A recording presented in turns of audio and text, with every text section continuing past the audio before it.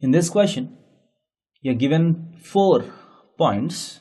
You're asked to find what kind of quadrilateral these 4 vertices form.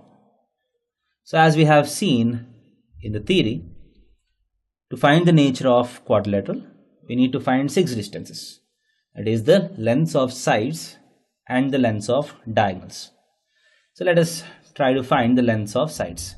AB is equal to root of, by now you would be comfortable with distance formula.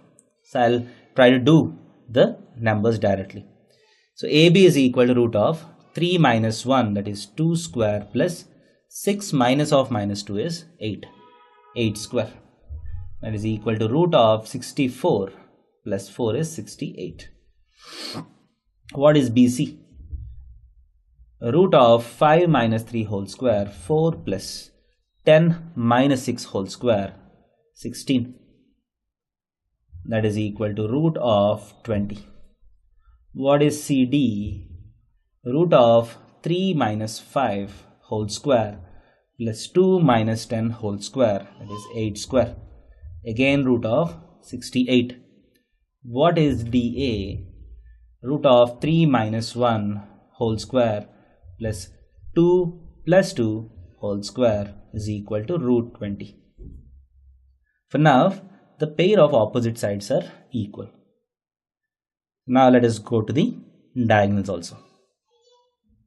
AC is equal to root of 5 minus 1 whole square plus 10 plus 2 whole square. That is 12 square is 144. So root of 160. And what is CD? Is equal to root of 3 minus 3 whole square is 0.